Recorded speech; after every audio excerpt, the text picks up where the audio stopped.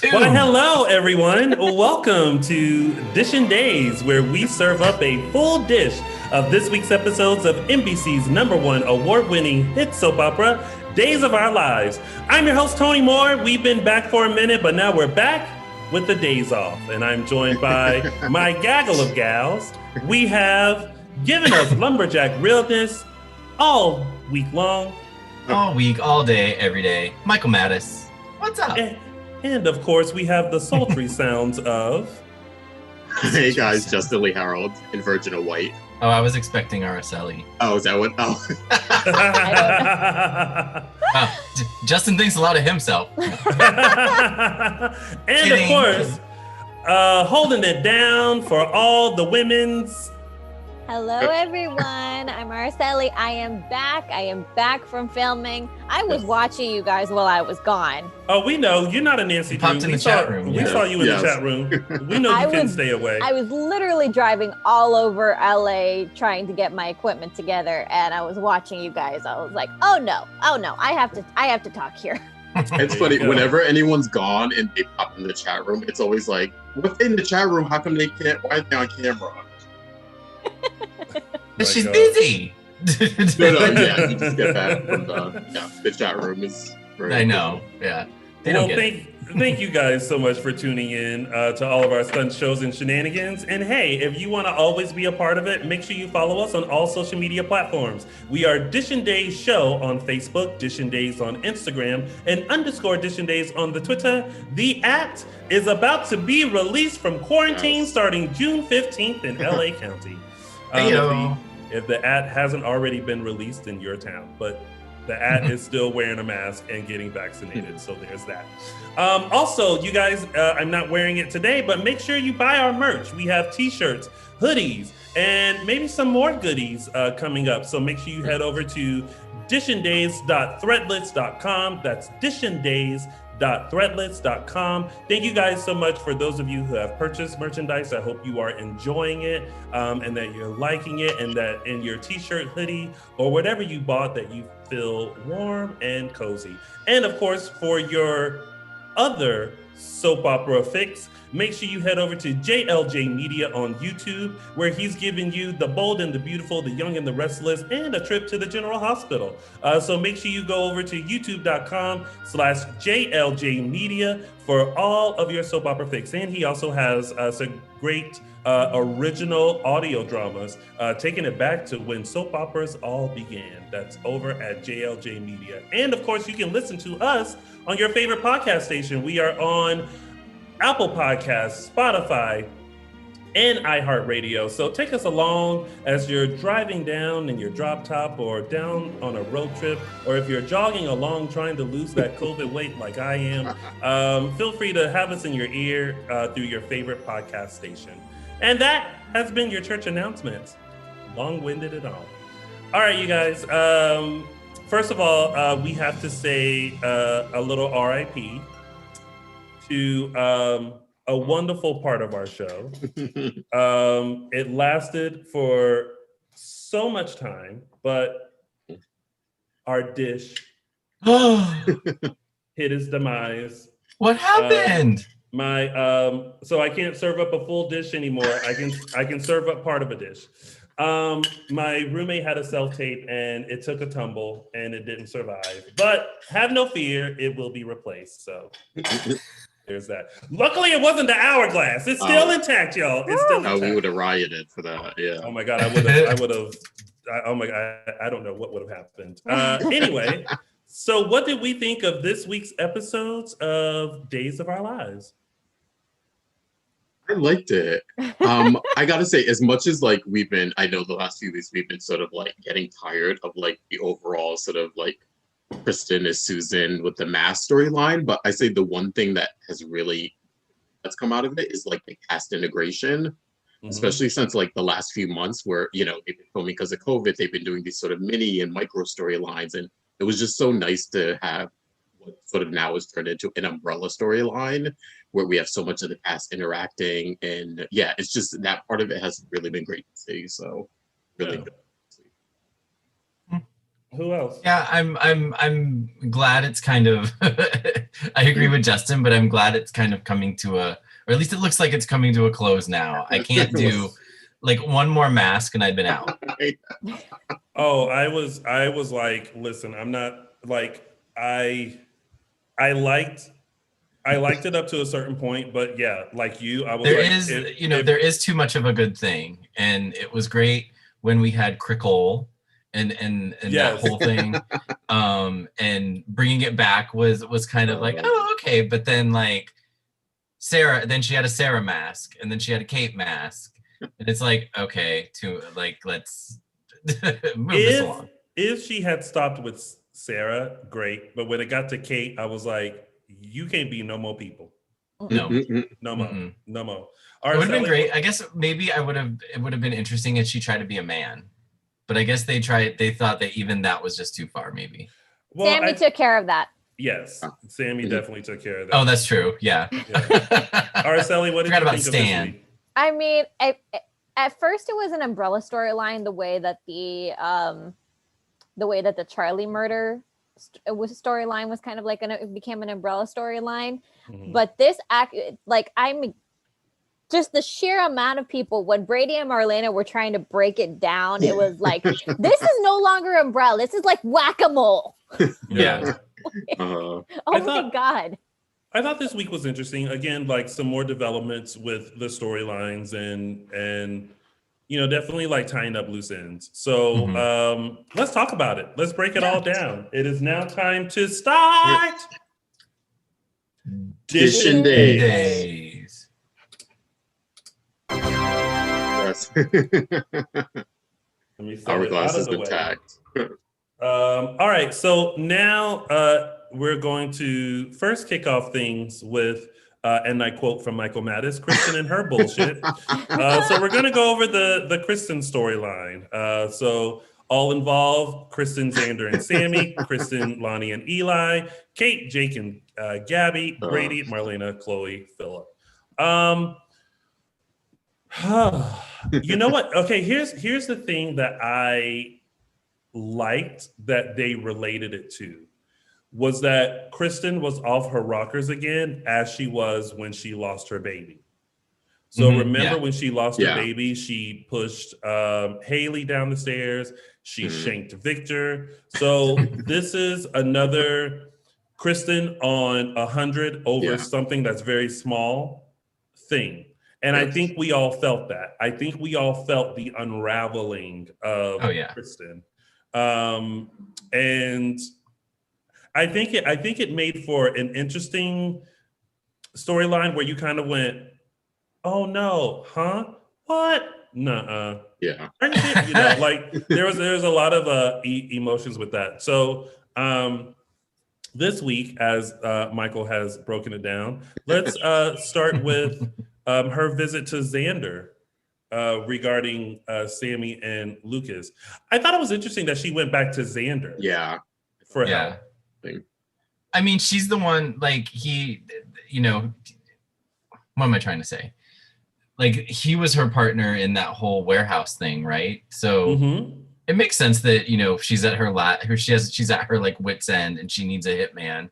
And so what you're saying is this is pure desperation. Exactly. Yeah. And it's pure desperation, and she thinks that he's a good he'd be a good pick because he's desperate too. She thinks that he's as desperate as she is, probably, because that's why she was throwing all the money around. Because she's the one who put him in that situation to be desperate in the first place. True. I forget that part, that she was Sarah. Oh, okay. That's you guys. Okay, yeah, like, that's right. It all comes back to her. Yeah, that's true. And remember, she was doing that as revenge for his part in the baby snapping the storyline. So she's really at her wit's end if she's going to Xander, someone who she did have a partnership with, but now has hated over the last couple of years, to now go to him for help and be like, okay, I really need someone who's sort of on my level and can kind of take care of this without a conscience. And yeah, that's Xander.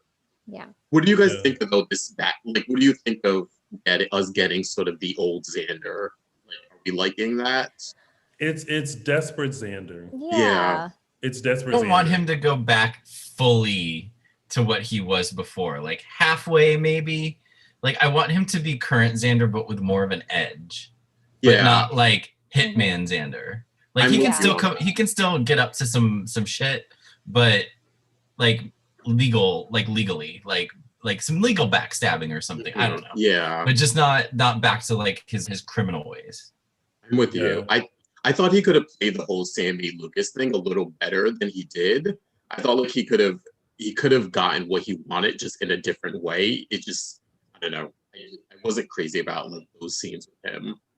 I was actually okay with that just because it does, if you really want to think about it this way, it does kind of show some growth in Xander because, you know, he's always been about money. Yeah. But before he probably wouldn't have made that deal. This time it was like, you know what, I don't really care. I don't want to hurt you. This is not what I want to do. I just like, I don't, he is rudderless right now. He has no direction. He has no purpose.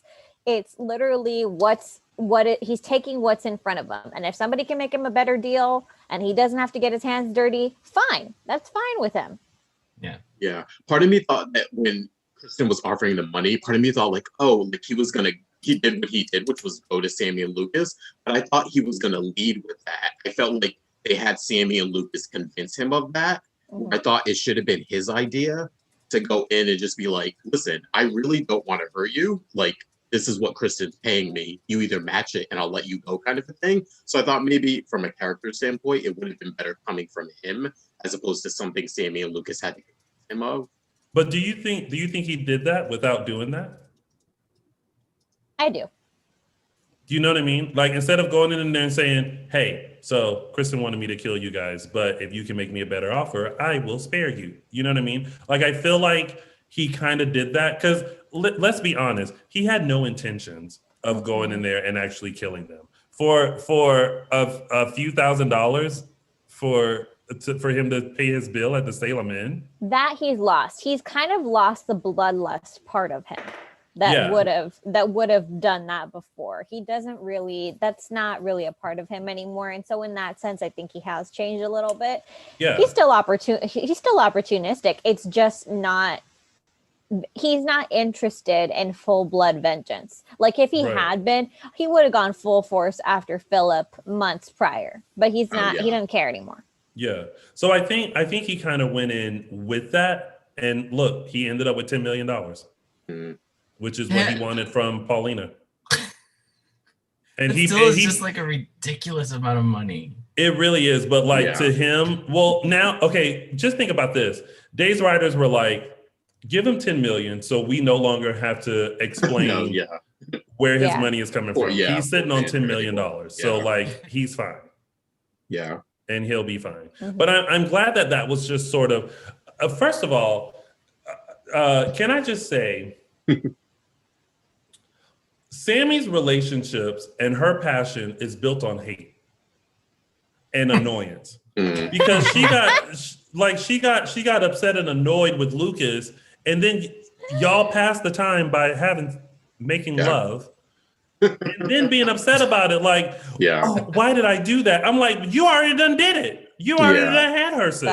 Like, how are you upset after you already did it? You finished, you put your clothes back on, and then you're like, oh, I shouldn't have done it. It didn't occur to you like in the mist, or like before things got hot and heavy. I mean, let's think about this whole week in its entirety. In Sami's defense, but first I want to say, hold on, Michael. Araceli was. Yeah, I'll just say Kristen unraveling, Sami and Lucas, like the back and forth kind of a thing. It really felt like I was in the late 90s, early 2000s this week. Yeah, I really got that feeling. Michael, what were you going to say? Sorry. Oh, I'm just saying, like, it's been written that it's been a while since Sami's had her back scratched, so to speak. So that, you know, and she's that could be her, you know. And it's like remember how before I was questioning whether or not their one-night stand was just going to be a one-night stand, or were they developing them now as sort of like having an affair or maybe possibly getting back together? I feel like she's she still doesn't want to admit it. I think she has a lot of guilt about EJ, and she still doesn't either want to come to that realization that things are different with her and EJ, whether or not they break up, but doesn't want to admit, like, I'm interested in Lucas, or I want something different than EJ. Still holding on to this, like, he died, I mourned him, I found him again, I've nursed him back to health. Like, he has a lot of stuff wrapped up with EJ, but I feel like she just doesn't want to admit it to herself. I think what it is that we have to put this into perspective, right? EJ was brought back to life, right? And it looks like, from how they're explaining it, his being brought back wasn't as simple as Jack's and Will's. He took a little bit more rehabilitation. So imagine the strain that could put on a relationship. Imagine not being able to love the person that you love, to hold the person that you love, to be with, because it's such a mind thing that's happening, that connection is, so I think maybe what we're seeing, and this is just from my point of view, is just her frustration of years of having to take care of this person, but Sami not being taken care of. Mm-hmm. And then that moment with Lucas, with old familiar, who knows her inside and out, and it's just kind of like, I need to feel something. Annette in the chat room said, okay, Tony, you've never regretted a tryst afterwards and still went back for seconds. Hello. The question is, did they have Tony back for seconds? This is what happens when I go away. Let me tell you. I can't say fully what I want to say because my mother watches this show, but I'm sure she will say this. There is no one who would not want seconds of a more. Okay. Oh God. Okay. More of more. Thank you. That's why our last name is Moore, okay? Because you do want more, okay?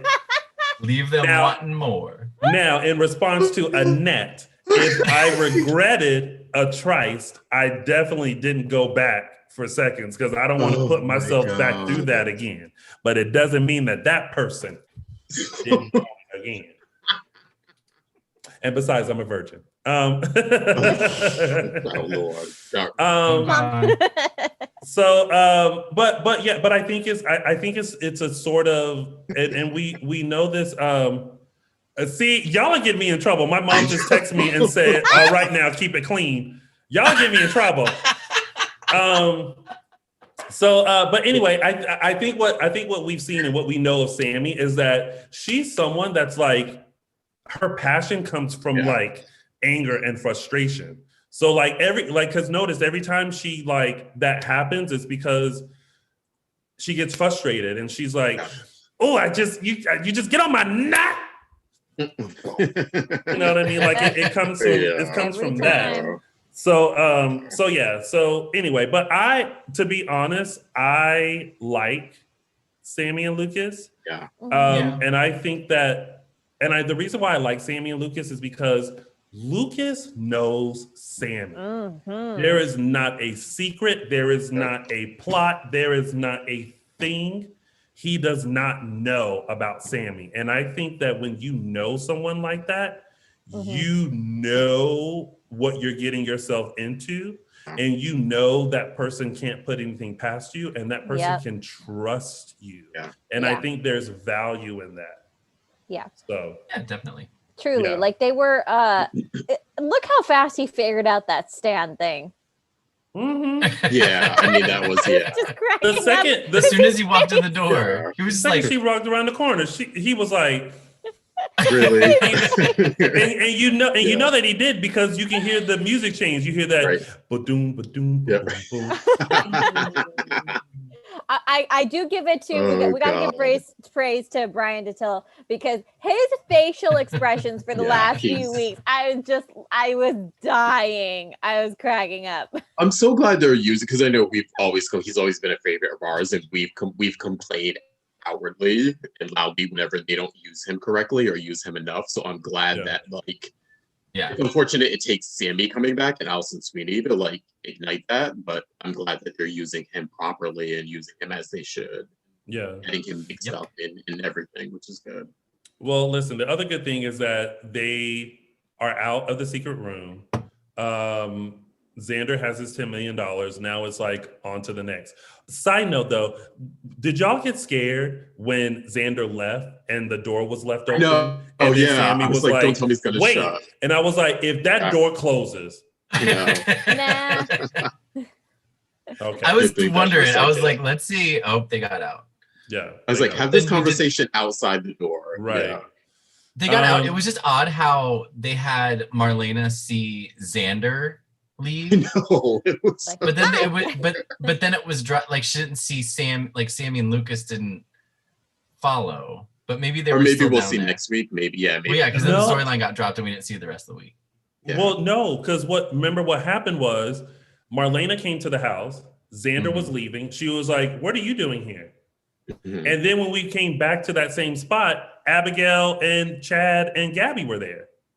Oh, right. Oh, that's right. So they're not going to show that. Oh, that's right. Yeah. So someone else mentioned that on Twitter, and they mentioned it to Ron, and Ron just simply said, "Well, what happened was 2 people left, and then more people came in." Yeah. that was just his explanation of it.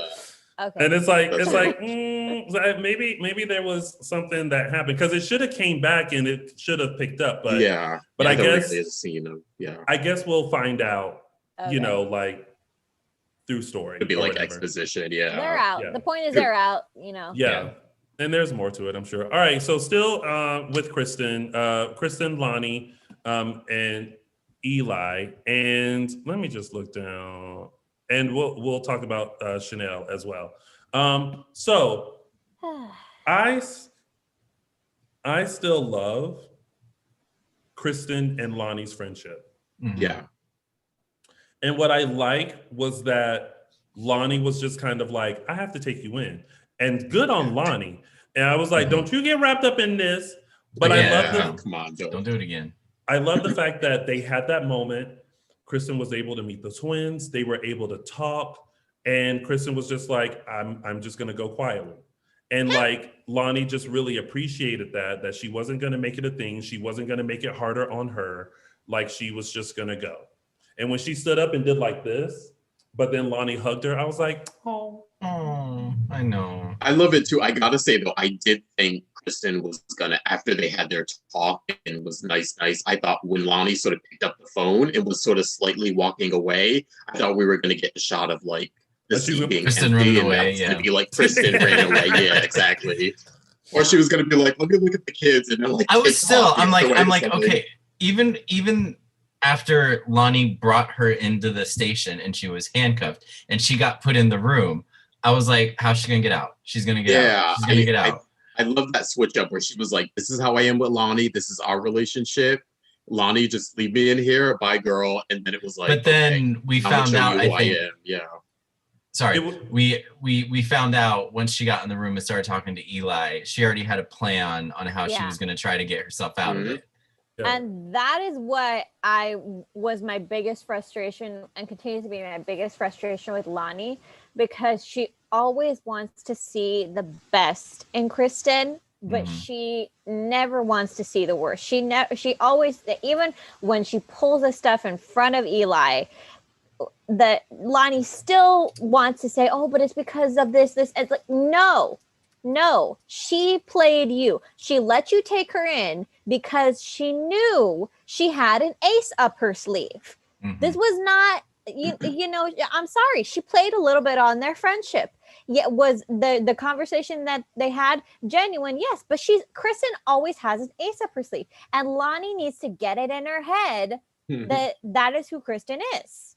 But do you think that their time in the convent, somebody called it a nunnery, it's a convent, you know, allowed for not only for them to get together, but for Lani to see a different side of Kristen. She sees the best in her. But while she justifies what she does, I think she just has an understanding of where that place comes from. And I think that's when you know a friend of yours. Like, we all have a friend that we're like, why do you consistently mess up? Yeah. But we know them like as a person that is deeper than that.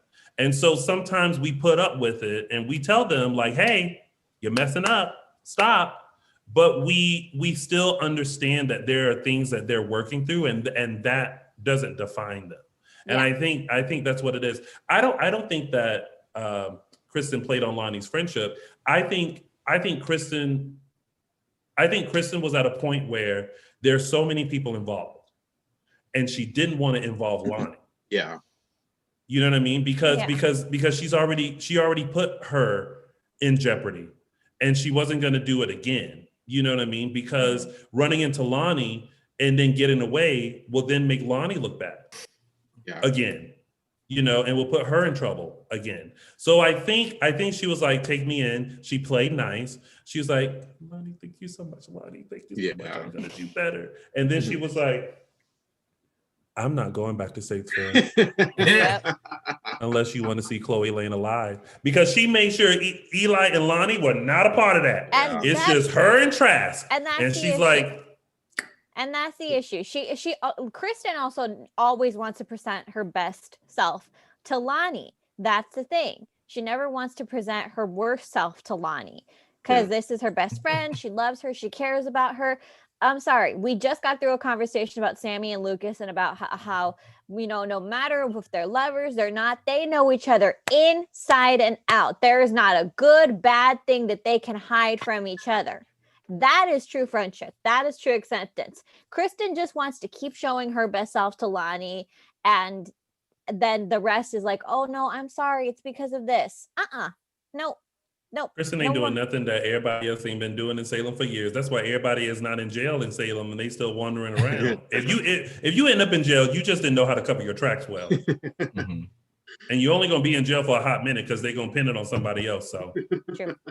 Guys, I'm going to be right back. Okay? Yeah. Go ahead. Yeah, quick break. Okay. And turn your camera off too. There you go. Y'all, Araceli will be back. She has a family member that's going to be going away for a few. They just arrived. She's going to give them some hugs and kisses, and then she'll be back, and we'll probably still be on Kristen's bullshit. So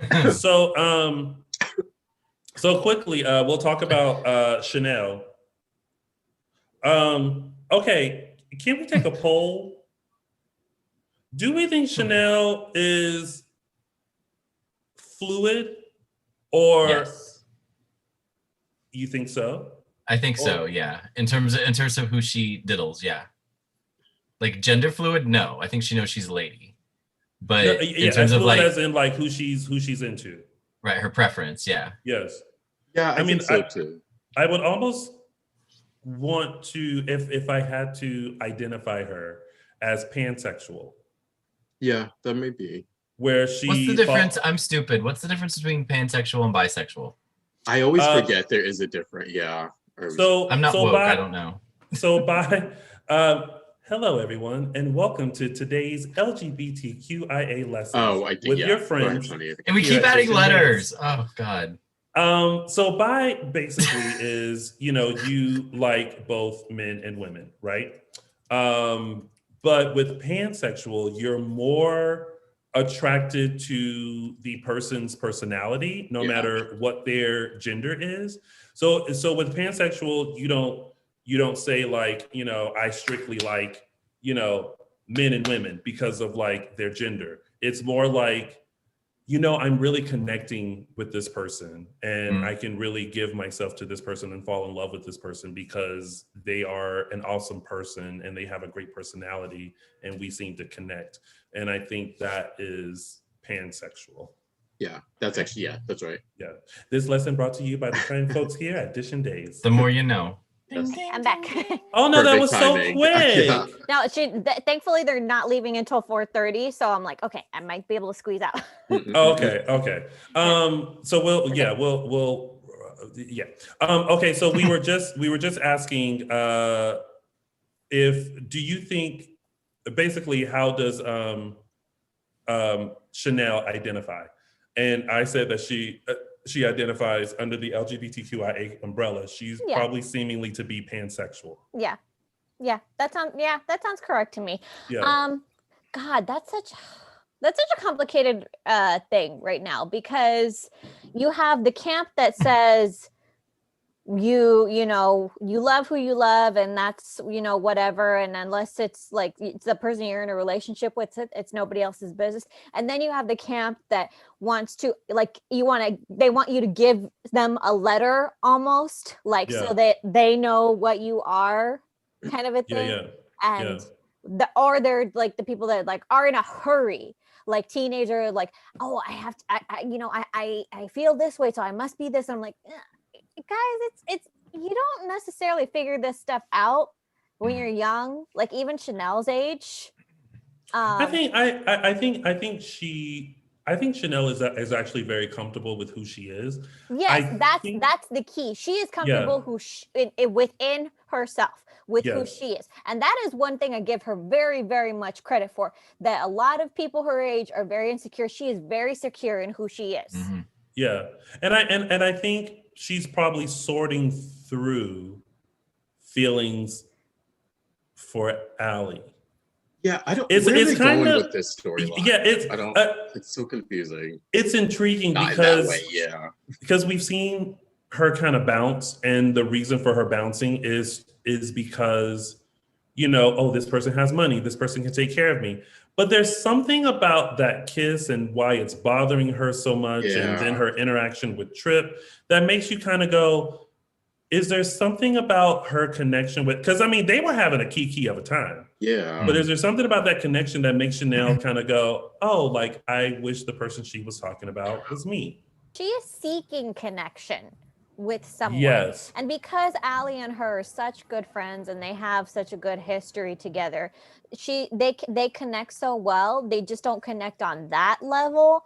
And so this is the first time we're really seeing Chanel really dig deep, and like she is figuring out, like, this is what she really wants. She wants a connection with someone who understands her, someone who she doesn't have to put barriers up in front of. And really, that's all we all want, right? Yeah, I think that's what it is. But let me tell you what she connected with, though. Eli's towel drop. Someone called him in the chat room. The Grant cakes. Grant cakes, yeah. Grant cakes. I was like, listen, y'all know we live for a good towel drop. Yes. And this one was a different angle. They usually are from the side in the towel drops. Yeah. But this one was just like straight on, like towel drop, flex of the calves. Mm-hmm. And the way Chanel reacted. It was a long reaction too. It was a full on like there were layers of that reaction. There were layers. Okay, let's play a game. Let's play a game. You are Chanel. You walk into the room just as the towel drops on Eli. What's your reaction? We're going to go individually. We're going to start with Justin. Justin, 3. I'm going to count you down. Am I 3, me 2, or 1. am I Chanel? You be whoever. Okay, all right. We're us. We're us. Okay. Or I'm Terrence. So so you know the scenario. Uh-huh. I'm going to count you down at 3, 2, 1, and then you show your reaction. Here we go. 3, 2, 1. Okay. Is that good? Yeah. Okay, Araceli, your turn. Count you down in 3, 2, 1.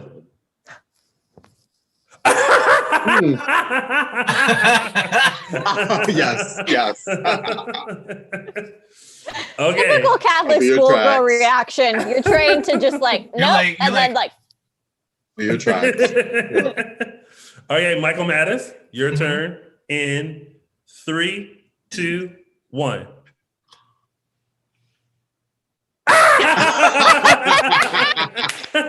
Yes. Okay, Michael Mattis. Like, hey. Afterwards, be like, I think you dropped something. Okay, Michael Mattis, you count me down. Okay. 3, 2, 1. Yes. Now that's yep. Yes. Yep. Oh wait. Oh my Okay, God. here's one thing I did appreciate is like, you know how this was so true to life. I don't know if this was like a stage direction or if this was Lamone. Mm-hmm. You know how if like you're okay, you know when you're alone, of course, and you drop the towel, there was no urgency from him to pick it up because you know there was like a little bit of a pause there. I like that detail that it wasn't like the towel fell and then he like immediately like picked it up because for him, he's there alone, no one else is in the apartment. It was like, okay, the towel drops. I'm trying to get something. Like I'll get it in a minute, in a second. And it wasn't until you know he what turned around and saw Chanel. He thought it was Lani because remember he was like, "Did you forget something?" Oh, that's and right. I mean that's his wife, so it's like whatever. Does no one go down that hallway though? What? Like if your front door opens and yes, you might think it's your wife, but like they live depending on the apartment complex. Oh yeah, anticipate somebody else going behind them. Oh, yeah. No, I mean but then when it was Chanel, he turned around and then had to cover the front, and I was just like, and I just heard the music, doom doom ba doom ba boom boom boom boom. Anyway, we're so silly. Everyone in the chat room appreciate all of it. But you know what though? We want to see your reactions. So if you want to take a photo or do a video and tweet us, Instagram us your reactions, please do that. I'm gonna do what I always do. I'm gonna write down because I try to be interactive, which has been really good actually. Yeah, people have been responding. People have been very interactive with questions. Like 1 week I did who would you like to see back? And a lot of people, said who they wanted to see back, and it was a chance for us to connect with some people. So yeah, that was because good. I saw what's his name? Gilles Marini. I saw his reply. Really? What did he say? I missed it. He is shady. Not shady, but just like it was. I just chuckled a little bit. It was a chuckle. We'll tell you guys. Okay. Once the show is. Okay. Okay. But it was definitely a chuckle. Yeah. Okay. And very honest. Okay. So some shade. Very honest. Yeah. Not shady. Have him as a guest then. Right. Okay. So let's get through because like we're still on Kristen stuff. So let's quickly go through. Kate, Jake, Gabby, and Philip. Okay, so a lot of people, because I asked this question too, a lot of people are team Gabby and Jake. Yeah. I still wish it was Jake and Kate. I think there was something there. Do we like how quickly everything transitioned and how Kate found out? Like, what do you guys think about that? I like that. I don't like it. Yeah. I don't like the fact that it's Gabby, but I do like the fact that like some decision has been made, at least for now, and like we're not watching them sort of have this conversation again. I mean, I'm sure that it's still going to be a plot point, but I'm glad some sort of decision was made, even if it wasn't the decision I wanted. And I'm like, okay, how can we now move on from this so we therefore don't have to keep like having this. He's with Kate, but he may be getting feelings back for Gabby, and Gabby's kind of into him, but not really. And then Philip's in the mix, and like, we need to progress. I agree with that. I like that there is some kind of movement, and there's not a question anymore. I just wish it would have gone the other way. I wish he hadn't because he's been so adamant that he was all about Kate, and now it's basically like he was lying the whole time. Because now he's like saying like. I was fighting my feelings for you, and I've always, and I'm like, okay, so you were just lying and using Kate to try to mask your feelings for Gabby. Okay, that's great. And I don't like that for Kate. I think he truly did love and care for Kate, and we saw that when he went downstairs and like saw her laying there and how concerned he's been as far as her being in the hospital and everything like that. I think there is a care. But I think though, in classic soap form, there's the person you're with, and then there's the person your heart wants you to be with. And I think in his heart is Gabby. Yeah. And I think the way he played that by being very resistant, I think it wasn't being really resistant towards her. I think it was being resistant towards his feelings to be like, no, I'm with a great woman. Forget you.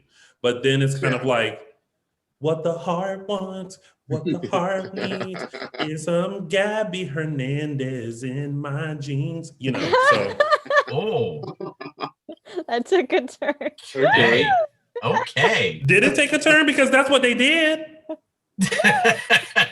That's what they did. What do you mean it took a turn? That's what they did. Oh, I was like 9 years old when that song came out. She's talking about the song. I'll never be able to hear that She song. was 9 years old when that song came out. I'm just saying.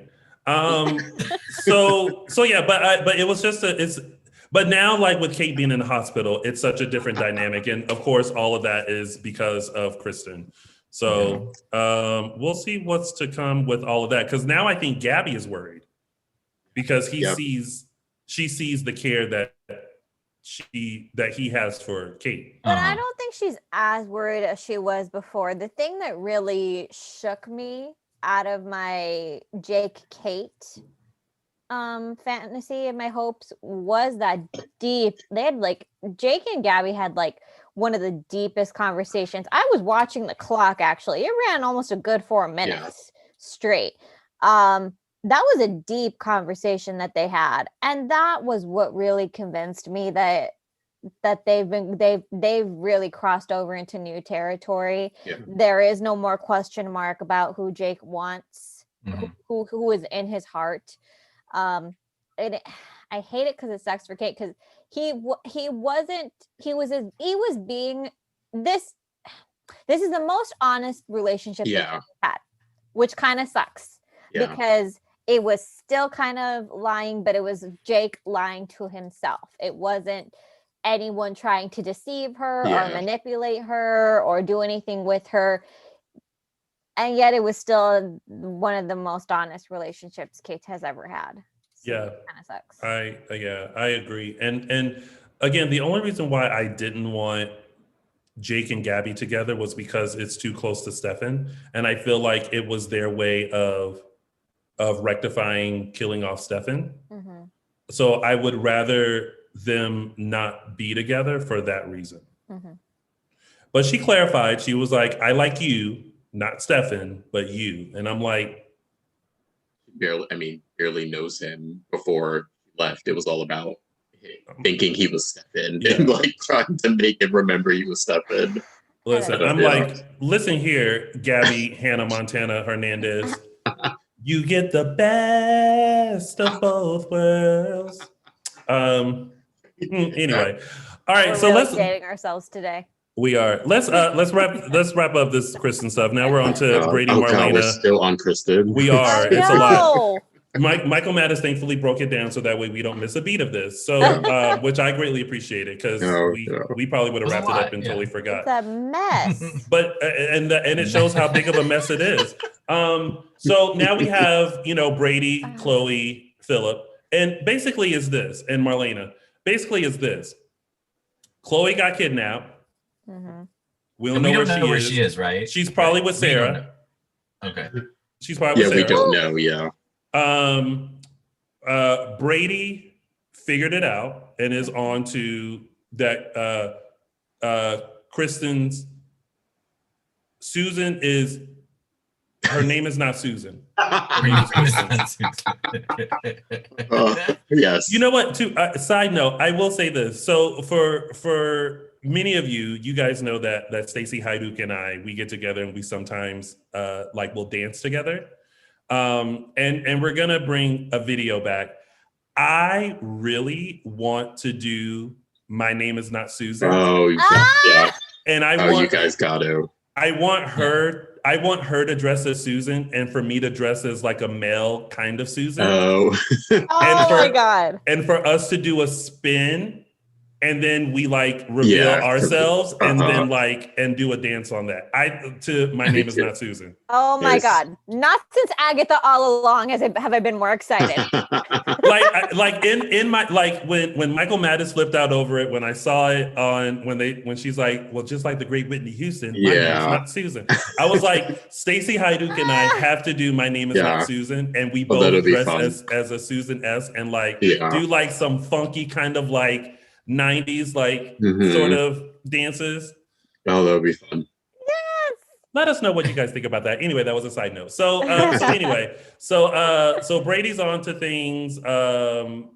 Marlena is in the mix somehow. That whole breakdown between them was so interesting of trying to figure out. They went through the Lucas stuff. They went through Sami. They went through Stan. They basically unraveled the whole plot there in like 5 minutes. Yeah. Just like Brady's face as they were putting everything together, unraveling everything. It was like Brady in the beginning was still trying to like the week started. He was trying to get her back in prison. He was trying to switch her back. And then he gets to the hospital. He realizes Chloe's missing. And then he starts talking to Marlena and Johnny. He's like, oh, she did this. Oh, she did this. Oh, she did. Oh, my God. Oh, my God. What did she done? Oh, my God. It was just like one. You could see it in his face. His face just kept dropping. He's just like, oh, God. Yeah, we saw the turn in him now. So it's be interesting. Is he officially done with Kristen now? There is no saving across that the now. line, yeah. No, it's just like, no, especially because she kept like Kristen herself saying like, if I can just get to Kate, if I can just get to Kate, if I can just get Sami in there, if I can just throw Lucas in there, if I can just get Xander to fix it. It was just like one thing after another. It was just like, oh my God, stop. And to think he doesn't even know the half of it. He doesn't know that she wants to kill Sami and Lucas. He doesn't know that he has Sarah. Like all, he's still. There's still plenty more that she's done that he has no idea of. And that's the one thing that nobody knows about. Nobody knows where Sarah is. No, Sarah doesn't know where Sarah is. That's the thing. Oh, which side note, I don't know if she saved it or not, but Lindsay Godfrey went on her Instagram to talk about mental health awareness and even, spoke of her personal stuff. If you guys tuned into that, it was a very involved and very open and honest conversation. And I have to commend her for doing that and kind of dispelling some of the rumors that fans are putting out there. So I just really want to take a moment to recognize Lindsay Godfrey for having a very open and honest conversation about something that some people can be very uncomfortable talking about, and especially with your own diagnosis. But I like the fact that she took the time to answer fans' questions, to dispel rumors about it, and to also let people know who have any sort of mental illness that they're not alone. So I greatly appreciate that to Lindsay. So kudos to her. So for doing that. So thank you. But anyway, we don't know where Sarah is either, and neither does Sarah. All right, so I think that's it. I think we're finally done with Kristen's stuff. Oh gosh. So let's please move on to Belle, Sean, Jan, Trask, Dr. Snyder, and John. That also took a turn. Yeah. Because here's the thing. I'm going to say this. I find Dr. Snyder refreshing. In what way? In a way of it's a new character involved in shenanigans that gives a different insight to Salem and the show. I just like the fact that like we knew there was some reason why they were focusing in on this doctor. Like this wasn't just like an under 5 doctor. Like this was going to be around. But the fact that he called Gwen out and then basically he's like, now you're going to work for me and do my shenanigans if you want me to keep your secret. And then the fact that like apparently cliffhanger, Jan wasn't in a coma. you know, and how he's covering up that, it like we automatically go, boo, Dr. Snyder, boo, boo. But I'm just like, I'm intrigued. I'm interested in how now, like, what is this person doing? Because he's not a Horton, a Brady, a Demira, a Kiriakis, a Hernandez, and a Carver. And that seems to be the point. Yeah. That So, he has a stick up his butt about the people in the town who are all interconnected. Mm-hmm. I'm interested in like how this story develops. Some people already have theories in here in the chat room. I see you, but it made me do this. Like when he was talking to Jan, it made me go, instead of like, yeah. Because, you know, most of us. But even that conversation was confusing because it seemed he approached the conversation, seemed like he was very upset with her, seemed like he was going to go in the direction with Gwen where he was going to, quote unquote, punish her for fooling him. And then we didn't see him again. So I was confused because he seemed more upset with Jan. Yeah, I think it's because Jan essentially made him look like a fool. Like there was no sort of deception, I guess, on Jan's part, other than, you know, of course, trying to pretend like you're in a coma, but she didn't. I think it was more, she just made him look like a fool. And the fact that was found out. His thing. But like yeah, but she has no connection to him, or like it didn't seem like his relationship with Gwen. Like he has something on Gwen. He doesn't really have anything on Jan because he has the fact that she is walking out weeks before. But she wasn't in a coma. No, but Sean and them already know that, so he can't use that against her because they already know that. So no, you know what I mean? Like he doesn't have anything on her. Yeah, he can record her. Well, that plan flopped because. Like, it's kind of like having an initial plan and then somebody in that plan slipping up and then being like, well, now what do you want me to do? I think that's where he was coming from because he sat there and he was like, did you not forget that there's security cameras? And now the detective and with their attorney wife has seen you on surveillance. So now what's the plan? Oh, wait, okay, so let me get straight. Okay, maybe I'm getting confused. You're saying that he's in on it with Jan. That's what you're saying, Tony. Yeah, that's what I'm saying. He's not in on it with Jan. Right. Wait a minute. I read it that he was just telling her, like, I'm pissed at you because you made me look like a fool. You're saying he was not in on it with her. Yeah, but Tony's saying like he thought he was by that scene. I think he was because I didn't think because he basically, from what I thought, he was in on the fact that she was never in a coma, but made it seem like she was in a coma. Because because he was the one that said she came out of it on this date. Yeah. When he knew all along that she wasn't in a coma. But we've never gotten confirmation that he knew all along. Right. That was the conversation. No, but we're saying we read it as him. He was just saying to her, "I'm pissed at you because you made me look like a fool." Not that we were. Yeah. Okay. So in other words, that part wasn't explicitly said. So we're still kind of confused. From what I had gathered, he knew the tea, and I don't know if there was like a full-on plan, but it was kind of like, well, now you've messed up, and now you've made me look stupid. Because you forgot that there's surveillance cameras and here you are creeping out of the room. And showing people that that now, February 14th, you weren't in a coma. I see what you're saying. Yeah. You know, so that's what made me feel like she was in on it. There's still more to unravel here. I think there's more to unravel. Yeah, we sort of read it the other way, that he was just saying like, oh, you thought, he was basically just like cursing her out, like saying, oh, you thought you were cute making a fool of me because you weren't in this coma. Not that. And that's why I was saying the point of like, he has nothing on her because that information, Ellen and John already have that information. So he essentially can't do anything. But you're saying he can do something because he's in cahoots. I see what you're saying now. Marlon Wallace said, I think the scene could be read either way, which is why it's so interesting yeah. because it's kind of like, Yeah, Yeah. it's like, okay, so how is Dr. Snyder involved in the Yeah. stunts and shows and shenanigans of it that's all? true. Yeah, No, like but I said, I'm- we're confused. We don't know. Yeah, to your point, Tony, that I can see. Then he does Yeah. have something on her. If he was in cahoots with her, then that's an avenue there that he can explore with sort of using her or blackmailing her, essentially. Yeah. Yeah. But I will say, like, I loved that scene with with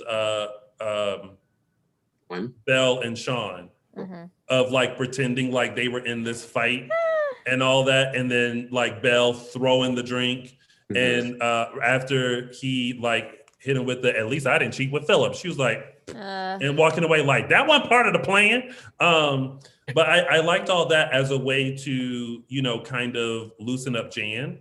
But then Dr. Snyder messed it up because she figured out that they knew all along, which cut to her not going to the hotel room, but her going to get Claire. They fast tracked that way too fast. I was like, Sean, Yeah. really? Like it went from we just had a fight to I'm gonna be in the Salem Inn. Why Come to don't my you room, stop yeah. by this person I've loathed and hated, you know, But- for the past 20 years? Well, That's you're how gonna you come can't- by, yeah. No, but That's I'm how you okay cater with to that. someone. Yeah, but I'm okay with It that. was Why? stupid. Because it plays perfectly into Jan, who Jan is. She's Cuckoo for Looney, Cocoa Puffs. she's Looney Tunes. She literally, there's nothing. Kristen at least would be suspicious. Like Jan is totally in another planet where Sean is so Yeah. madly in love with her, and if she could just pluck Belle and put her in a box somewhere, then like she was already like that conversation with Claire. She was calling her, I could be your Yeah. what is it? What did she call herself? Her double her Oh, her bonus mom. mom. Bonus bonus mom. mom. Yeah. That was it. I was like, are you actually saying these things? Don't nobody want that. Yeah. Nobody want that. No, no. Side note, yesterday, and maybe because I was hungry, I posted on our Instagram, which is Dishin Days _Dishin. No, Dishin Yeah. Dishin Days is our Instagram. Sorry. I posted a picture of the food that Belle and Sean were eating in the square because it looked real good, and I was like, does anybody else wonder what happens to this food that they're not eating? Mm-mm. But I did get a reply back from Brandon Beamer who says that they eat it. Yay! Oh, that's good. Yeah, and if it's not touched, it goes back to props. But Yeah. like they can sit and eat it. And I think I said on this show when I was doing background work back when they had the cafe. Mhm. I was given an apple pie, and they said you can actually eat it. Oh. So I sat. Yay! Apple pie was You good. see So Tony you in the did it. background with a big spoon, like, Yeah. I was just like, I was just taking small bites because I wanted to make sure Yeah. continuity. But Yeah. like I was like, You know how I That's feel? so The only instance where I think that would suck would be in the scenes where the people have to play like they're drunk, and it's just apple juice. yeah, Or anything. And at that's all, just yeah. a lot of apple Or juice. tea, yeah. yeah. All right, so I think we're now. Oh yeah, we've been out of that BS. Now we're gonna move on to, and this is just very quick. Abigail, Chad, Gwen, Jack, Dr. Oh. Snyder, Gabby, and Julie. Well, bye, Abigail. Yeah. That was an interesting speech that Gabby made. Yeah, Yeah. it was like, yeah. Like you're on her side? No, it's funny. That's And the a- funny thing is, it happened after she's with Jake now. So, like, we're getting, like, I don't know if we're getting a little softening of Gabby. And I think we've bit. said this for a couple of us, especially me and Araceli. Like, I haven't always liked Gabby the way they've been writing her the last few months. It's been Mhm. anger all the time. It's been hard. So maybe they're trying to show, like, we're going to soften her a little bit. When here. Gabby has good things in her life, she Yeah. doesn't care so Yeah. much about other people. Which is why I'm like, when Marcy Miller comes back from maternity leave, I really hope that they pick up a Gabby Abigail frenemy kind of Yeah. relationship, because at this point it would be very interesting for me to see that, because they do know the worst in each other, and I feel like that's the best friendships come out of that.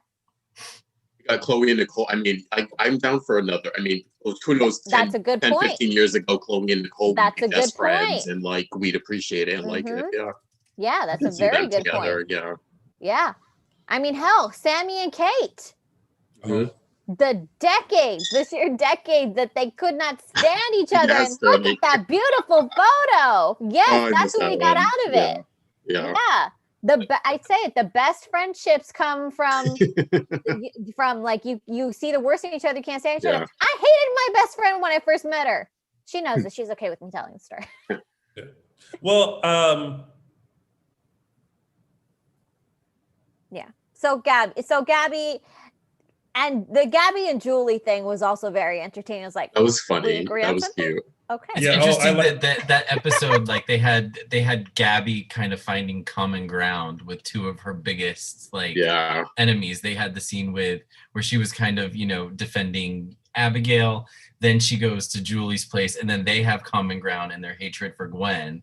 And I kind of liked that. I was like, okay, finally we're getting some, it's not just Julie and Gabby calling each other names all the time. They're Yeah. finding like some kind of common ground. Maybe Yeah. they're not going to be like good friends or anything, but it was just an interesting something new to see. Coexistence Can I ask, would be did, nice. did you guys think they were going to team up at that point? Because I thought maybe we were going to Nah. get a like, let's team up and get Gwen or something. Like a part of me thought they were going to go there for a second. no, I don't think they can go that far with Julie and Gabby. I don't think they can go that far. I think Well, maybe like not. what Araceli said, they finding a way to coexist, but they're not going to be working together or anything.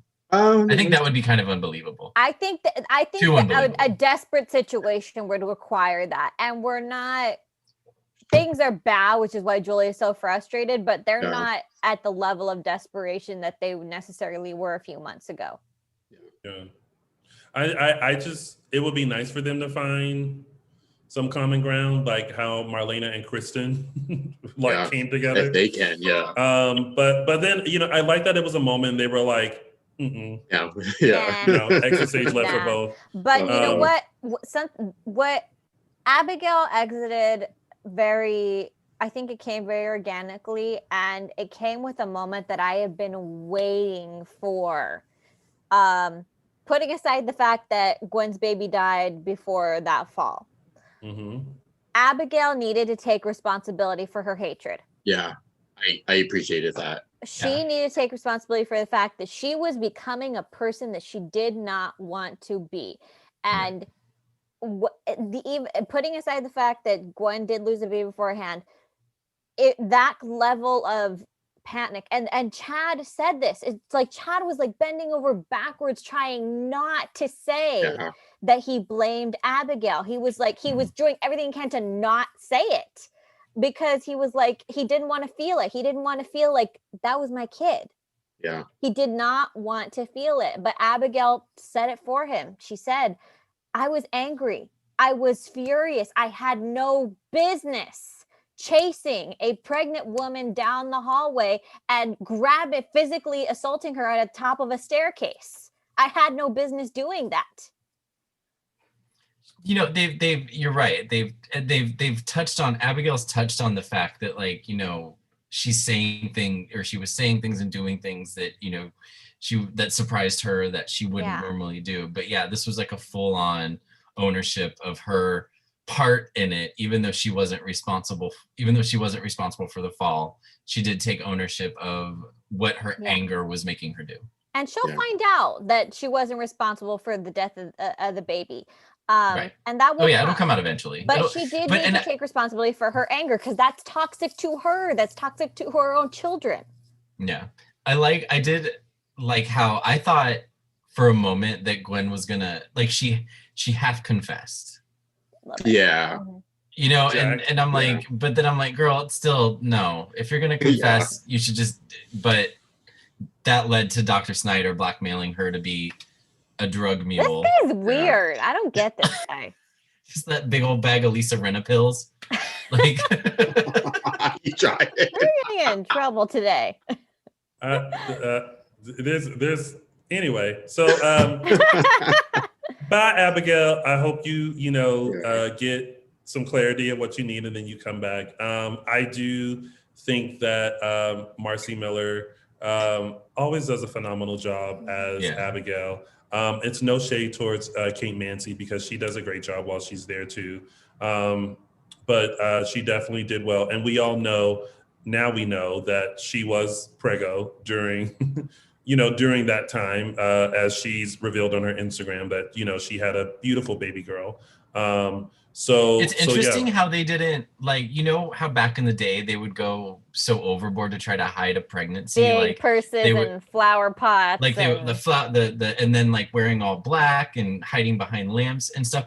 With her, they just put her in a giant overcoat and we're like, there you go. They shot you could kind of tell on that last episode. Yes. You could tell in that last episode, she was wearing again a big coat, but you could kind of tell in that but truly, guys, all you need to do, you know what? All you need to do, take the camera and move it up. Yeah, you shoot. That's all you really need But they to showed her. They showed her full. It's just interesting how they didn't.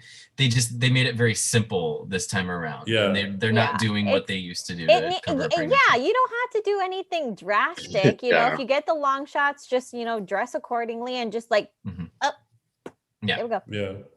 All right. So with that, want to take a minute to remind you guys to follow us on all social media platforms, including our YouTube channel. If you're listening to us on the podcast, please follow us there. Also, please let people know about Dishin Days. If you are a part of any Facebook groups with Dishin Days, with the show, characters, or anything like that, let them know to come and join the conversation right here every Sunday at 3 p.m. Pacific Standard Time, 6 p.m. Eastern Standard Time. Chat with us, your hosts, Tony, Justin, Araceli, and Michael, and along with you guys to give a full dish of this week's episodes of Days of Our Lives. So thank you for continuing to support us. Make sure you like us and follow us and buy our merch. Mm-hmm. And that's it. All right, now we're going to go into some tidbits. Ben and Claire. I have thoughts. I'm sure we all do.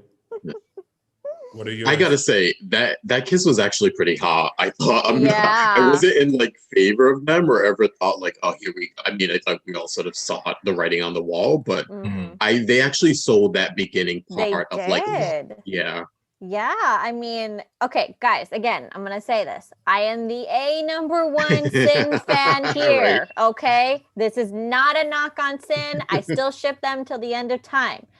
However, those two Ben and Claire actually do have good chemistry, and it's because of everything. They had that conversation before, they had that conversation after, where they have a very deep friendship. And also what we haven't considered is that we've talked a lot about Ben's pain on this show. We've not really given credit to Claire and her growth and her pain. She lost her best friend. And since she came out of therapy, she has become 10 times. Remember how Claire used to be? She's become 10 times the empathetic person that she used to be. She's literally feeling this guy's pain. And now then she's in pain herself because she's literally, I can think of Claire has been through the ringer and she's still trying to put out all these fires everywhere. Yes. And now she's feeling Ben's pain. She's right in there with him. And you could feel that in that kiss. It was like love and pain. It was pain in that kiss almost. It's classic soaps. What this is, Bo, Hope, and Billy, Carly all over again. This is John, Marlena, Kristen. This is classic soap opera. I just realized they're kind of paralleling when Hope had amnesia and thought she was Gina, and Bo was with Bill. And Bo, it's similar. Yeah. Mm-hmm. I just realized chemistry is there. Not exactly the same, but yeah. And so you have to understand that there is as a friendship, they have a connection. And look, let me tell you. For some reason, I thought to myself, professionally, Like, what did Isabel think when in the script you're like, Claire kisses Ben? She probably saw it coming. She knows how this stuff works. Like, but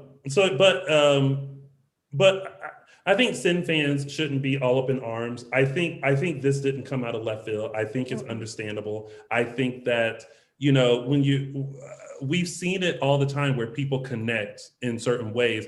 They just did it with Roman and I'm sorry, Kate and Jack. Mm-hmm. How they bonded and had a friendship and had God, that I one forgot night about scene. that. Yeah. So it's kind of like it's what they do in soaps, but they didn't. Now there was a point where I was like, okay, now wait a minute. Now clothes are coming off and stuff. How in mourning all y'all? But at the same time, you know, he was like, no, stop. And by that time, fans, y'all got what y'all wanted. Y'all just wanted Robert Scott Wilson's shirt off, right? They gave that to y'all. Yes.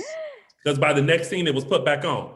But it's understandable. So, but this is a great example of this, right? As fans, you just have to go for the ride. Mm-hmm. Because what ends up happening is that people are like, well, why are they doing this to Sin? And da-da-da-da-da-da. Sometimes, you know what? It's not for us to figure out. But as fans of the show, you kind of go for the ride. You can like it or love it, but just go for the ride with them until they get it back to maybe something that you do like. Just don't be so closed off to what they're doing, because at the end of the day, they're just taking you on a journey, and you just have to hop on the train and be on the journey. You can't stop watching. You can't fast forward. You can't stop supporting the show.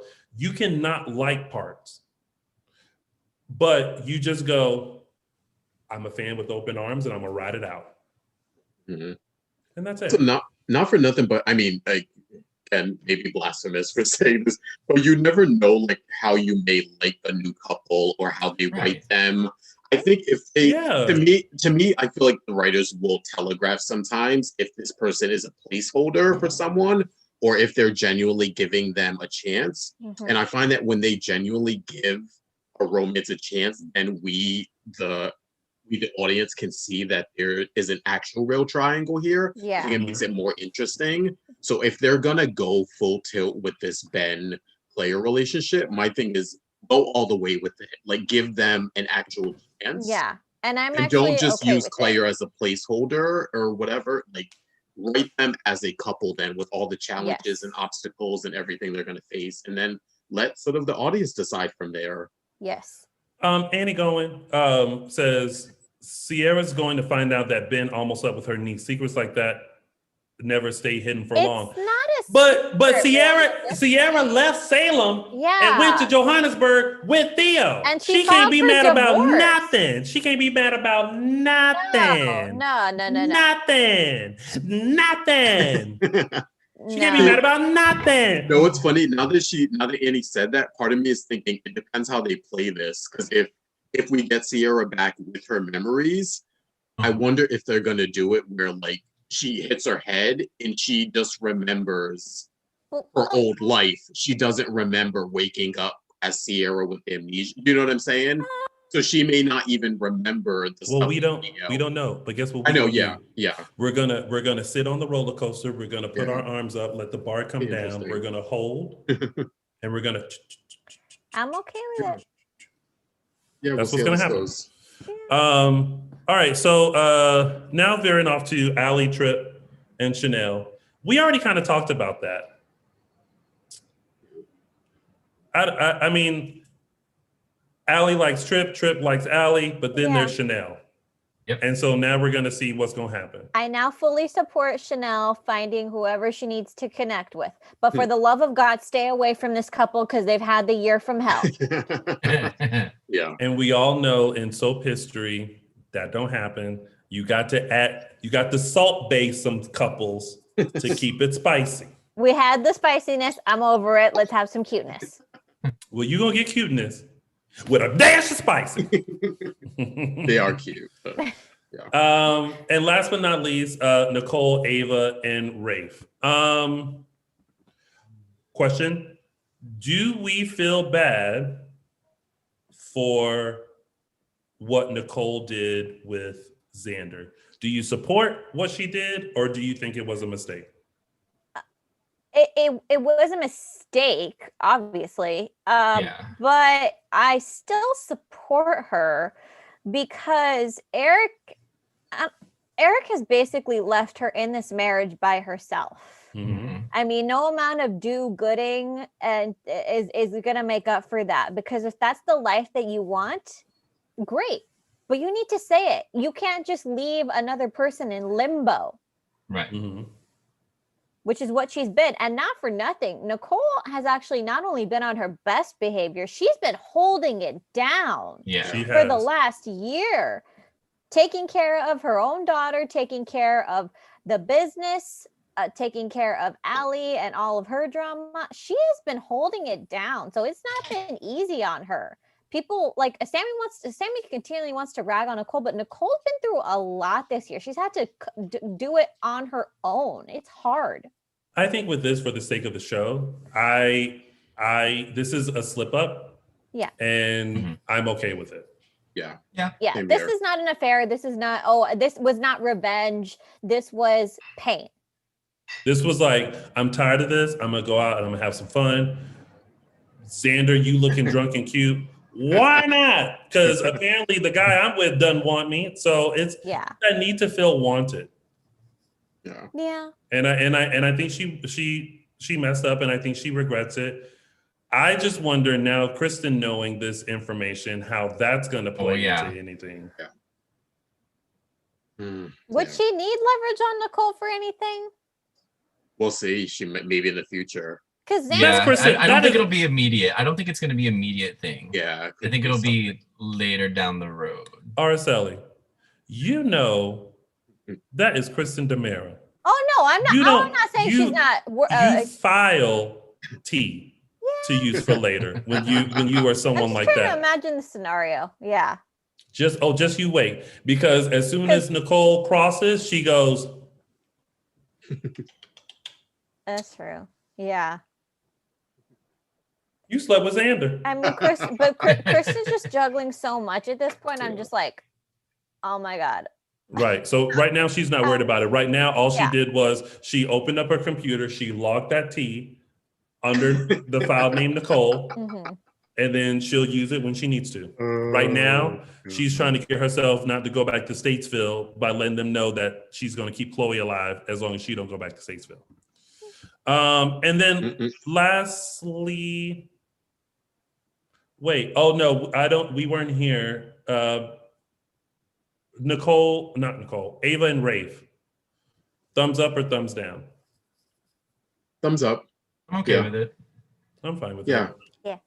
All right. I did like that conversation with Steve though. I thought that was a really good scene. That was 2 weeks ago? Yes. Yeah, Yeah. that I was like sweet that that. we weren't here. I like the progression we had with that. But I was also like, Steve, Yeah. I mean, Ava's leaving you alone for the first time in God knows how long, and now you're choosing to get in her face. yeah. Take the win. She's leaving you alone.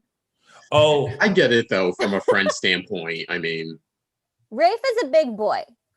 be Ben and don't be in it. Also, side note, Mommy of Two reminded me of John, Marlena, and Roman as far as the Sierra, Claire, Yeah. Ben thing. Yeah. All right. So that is your week of days, and now we're going to go into our segments. And we're going to start with mine, which is Tony's official 3 Snaps Award. oh snap. There. No, we can't hear the. Oh snap! Okay, listen, y'all see the picture. Y'all know what it. There we go. Y'all see the picture. Y'all know what it is. I am giving 3 snaps to Eli Grant, Lamone Archie for a couple of things. Not only for the towel drop, but for giving us legs, calves, just all kinds of greatness in this. And Chanel's reaction, and now our reactions. So Lamone Archie, Eli Grant, for your towel drop, you get Tony's official 3 snaps. Oh snap! All right, and now it is time for Caption that. Alrighty, this week's Caption That picture comes courtesy of Kristen shelling out the Benjamins for Xander. And this week's caption goes to Jennifer Maggio on Facebook with her caption, I'll give you 10 million and tell you where Sarah is if you take your shirt off. And that was... Oh, that has been... Caption that. All right. And now it's time for... Those were the days. This week's Those Are the Days, we actually have, in honor of Brady and Kristen, we have a little bit of a double header, so to speak. I'm going to start with Kristen, take you back to May 17th, 1993. We had the introduction of one Miss Kristen Blake. Back then, she was the goody two-shoes social work daughter of Stefano DiMera. I'm also going to take you back to a year before that, to May 20th, 1992, where we had the introduction of one Mr. Brady Black as a baby from John and Isabella Toscano. Hi, baby. Now, only in Days fashion, only in soap world, could we now, 30-something years later, have these two characters, one introduced as a baby, the other introduced a year later as a 20-something working career woman. Now those two have gotten together and are now, we have the introduction of the Black family in the next photo. Yes. So we went from baby Brady Black in 1992 to grown woman Kristen in 1993 to now 30 years later, they are a viable couple on screen now. And ladies and gentlemen, those were the days. Those were the days. And now it's time for It's a Gift. This week's gift goes to Mr. Brian DiTillo for his amazing shoulder work. Lifting Sami. I'm not trying to age him. I'm really not. But that's hard when somebody is not just wiggling on you. Like, it's hard. It hurts. And then at one point, she was using his head almost like as a melon baller. Like, this. So he just looks in so much pain, and I low-key want to ask him, did she actually like hurt your back? Did you need to go to the chiropractor after that? So Mr. Brian DiTillo, you get all my props in this week's It's a Gift. All my props. And that was It's a Gift. And now it's time for a little bit of news and gossip.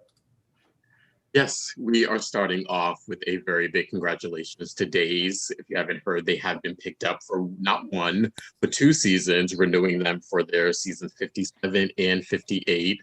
The wait is finally over. We know we will have Days for, at this point, because they tape so far ahead, we will have them at least for the next 2.5+ years.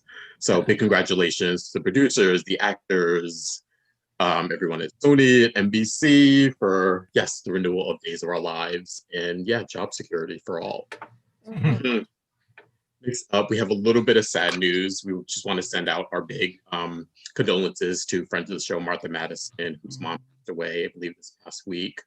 If you don't follow Martha on Instagram, she actually did this really great sort of tribute to her mom in a post. It's actually really sweet, giving us a little bit of history of her mom's illness and her mom and her family and what she represents to her and the rest of her family. It was actually really sweet. So I urge everyone to kind of go check that out. Her Instagram is at MarthMarth27. Yeah, send her a little bit of love and positive vibes and condolences from us, especially to Martha Madison and her family. So, yeah. Moving forward, we have another episode of Everything from A to Z. This is Ari Zucker in her podcast she does, where she takes sort of these sort of general topics and sort of examines them, especially coming from a place in society where we're dealing with social media and media at large, and sort of sits down. Sometimes she has a guest, mostly it's just her sort of expounding on these issues. This particular one this week topic is understanding. You can find this particular episode and all episodes anywhere on all major podcast platforms, and especially at www.arianezucker.com. Next up, we have one of the busiest women in the industry. She's everywhere. Yeah, the past, I Literally. want to say now 3 weeks, we've given you a new project from Jack A. Everything from the 2 Lifetime movies she's done to the episode of Pose that she was in, I believe aired last week that we were telling you about. You can also catch her in Jamie Foxx's new show, Dad Stop Embarrassing Me on Netflix. And now we have the introduction of the announcement of Jack A starring in a new pilot with George Washington George Wallace. Called Everything's Trash. It's been a long day. Everything is trash. Yeah. 1 second, let me Aptly read you titled. guys the synopsis. It follows Phoebe, a 30-something podcast star, navigating her messy life. When her younger brother Jaden emerges as a leading politician. She's forced to grow up, so she relies on her friends and close-knit family to help her. Jackie Harry will star as Zora, Phoebe and Jaden's mother. She and her husband are Midwest transplants, but now they live in New York. It says Zora acts and dresses younger than she is and straddles the line between I'm my daughter's mother and I'm my daughter's best friend. So again, this sounds like right up Jackie's alley in characters she's known for playing. So I'm sure she's gonna knock it out of the park. And this is also a recurring role. So hopefully we will continue to see her in Days and possibly in this new show if it gets picked up. But we'll keep you updated on that. Now moving on, it was last week we had our SoapCon Live meet and greets where we told you about opportunity to meet and greet actors Patricia Darbo, Cassie DePaiva, Austin Peck. We know that was last week. If any of you actually participated in that, please let us know. But if you haven't, you still have opportunities to have an interaction with them. You can actually still do autographs. You can actually order autographs and actually request to do video greetings from them. Also on SoapCon.live, platform where soap stars and fans can meet and interact. So there's still an opportunity. If again you did miss their meet and greets, you can still have an opportunity to get an autograph from them or get a personalized video chat sent to you from them. Nice. Yeah. Moving on, we had actually this past weekend we had the Roma Drama event that we have been telling you about for a while, starring Trevor Donovan. And now they've actually announced another one. This one is going to take place in Nashville, Tennessee. The dates are July 30th through August 1st of this year. Again, Roma Drama is the platform that brings together everything, focuses on movies on romance and romance. God, what am I missing? Drama, the ones you find on like a Netflix and a Hallmark channel and a Lifetime, especially. Trevor Donovan is going to be participating in another one, as well as Eric Mabius, who you may know from Ugly Betty. This one is again for the weekend, everything again from meet and greets to autograph sessions to swag bags you'll get if you participate. So you can go to romadrama.com to get all information and tickets. Next up, we are going to tell you about the Starstruck Fan Events, the Celebration 2021, kicking off in my hometown, Providence, Rhode Island. Dates are August 28th to 29th of this year. Those participating in that weekend, we have Eric Motzoff, Victoria Konefeld, Judy Evans, Billy Flynn, Brian Datillo, and Matt Ashford. And again, these ones similar to the other fan events, everything from a meet and greet to a cocktail reception, a sit-down dinner with a dance party after, and usually capping off with a celebrity-filled brunch. So if you are then that you can go to Starstruck Fan Events. Again, this is the Celebration 2021, kicking off in Providence this August, the weekend of the 28th and 29th. And last but not least, also from Starstruck Fan Events, we have what they're titling event Winter Wonderland, coming to Clearwater, Florida. Dates are December 4th through 5th. This one is very similar. The meet and greets, the autograph sessions. This one is capping off with a you'll go to the Sunday, you'll actually attend a trip to the Clearwater Aquarium, which is their chosen charity for this particular event, with the stars Robert Scott Wilson, Victoria Konefeld, Eric Motzoff, Billy Flynn, Brandon Barrich, and Stacey Hyduke. And all tickets and information you can find on starstruckfanevents.com. And also, just to remind you guys that this Tuesday, May 25th, they will announce the Daytime Emmy nominations. You can find that at theemmys.tv/daytime, starting at noon Eastern Standard Time or 9 a.m. Pacific Standard Time. Or you can see an exclusive sneak peek on Monday, May 24th on Entertainment Tonight. So you guys make sure you tune in to find out who of your favorite daytime artists, actors, actresses will be nominated for a Daytime Emmy. The Daytime Emmy Awards will be on June 25th on CBS. So make sure you take a look out for that. And now, ladies and gentlemen, it is now time for you to get a sneak peek as to what's to come next week on Days of Our Lives. This obsession that you have with me, it is enough! I can't be with you anymore. Jake and we got back together. He's gonna tell Kate about us when she wakes up. Jake, I can't see.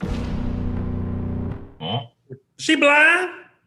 she blind. Oh, boy. Oh my gosh, that's like the Etta James song where she said, and Tamar rather go Braxton, blind. where she'd rather go blind than to see them with somebody else. Wow. That gets Tony's 3 Snaps Award. So you guys, I would say go to the Duel app to see an extended promo, but I don't think that they're showing extended promos. However, if you do go to the Duel app, you can see a full day with Camila Banos. You can walk with her to see how she gets ready for set and a day in the life of what it's like for her preparing for her role as Gabby Hernandez. We want to thank you guys so much for tuning in to another episode of Dishin Days, where we serve up a full dish of the week's episodes of NBC's #1 award-winning soap opera, Days of Our Lives. But before we go, Michael Mattis, tell the kind folks where they can find you. You can find me on Instagram and Twitter at MLMattis. Justin, where can the folks find you on your one social media platform? Yes, you can find me on Instagram at Justin Lee Hareld. And you can't forget about your twin, Araceli, who also has one social media platform. I am on Twitter at Tia323 Araceli.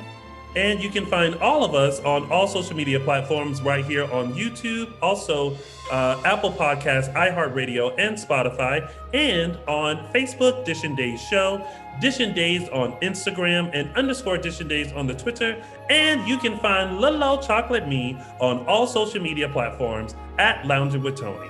Thank you guys so much for tuning in, and we will see you next No, we will not see you next Sunday. Oh, yeah. We will not see you next Sunday.